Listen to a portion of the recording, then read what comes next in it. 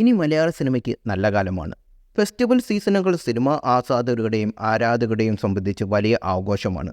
തങ്ങളുടെ പ്രിയ താരങ്ങളുടെ പുതിയ റിലീസുകൾ ചെയ്യുന്നത് എന്നതാണ് അതിന് പ്രധാന കാരണം. കേരളക്കരയിലും ഫെസ്റ്റിവൽ സീസൺ വരാൻ പോവുകയാണ്. ലോകമെമ്പാടുമുള്ള മലയാളികൾ ഒരുപോലെ ആഘോഷിക്കുന്നതാണ് ഓണമാണ്. ഓണത്തോട് അനുബന്ധിച്ച് ഒരുപിടി സിനിമകൾ തിയേറ്ററുകളിൽ എത്തിക്കാനുള്ള തയ്യാറെടുപ്പിലാണ് മലയാള സിനിമ.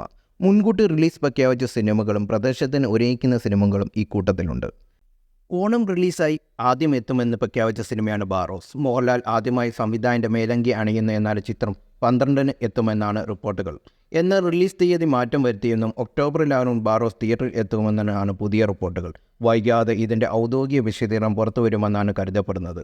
അജയൻ്റെ രണ്ടാം മോഷണമാണ് ഓണത്തിന് എത്തുന്ന മറ്റൊരു മലയാള ചിത്രം. ടൊവിനോ തോമസ് നായകനായി എത്തുന്ന ചിത്രം സംവിധാനം ചെയ്തിരിക്കുന്നത് ജിതിൻ ലാലാണ്.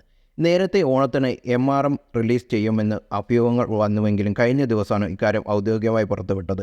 എന്നാൽ റിലീസ് തീയതി അറിയിച്ചിട്ടില്ല. ടൊവിനോ ട്രിപ്പിൾ റോളിൽ എത്തുന്ന ചിത്രം പൂർണ്ണമായും 3Dയിലാണ് ഒരുക്കിയിരിക്കുന്നത്.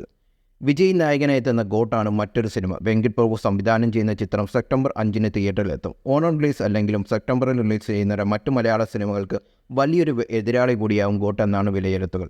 ലസ്കി ഭാസ്കറാണ് മറ്റൊരു സിനിമ. ദുൽഖർ സൽമാൻ നായകനായി എത്തുന്ന ചിത്രം സെപ്റ്റംബർ 7-ന് റിലീസ് ചെയ്യും. വെങ്കി അടലൂരി ആണ് ചിത്രം സംവിധാനം ചെയ്തിരിക്കുന്നത്. അതേസമയം ബസൂക്കിയാണ് ഓണത്തിന് റിലീസ് ചെയ്യുമെന്ന് കരുതപ്പെടുന്ന മറ്റൊരു സിനിമ. ഇക്കാര്യത്തിൽ ഔദ്യോഗിക വിശദീകരണങ്ങളൊന്നും വന്നിട്ടില്ല.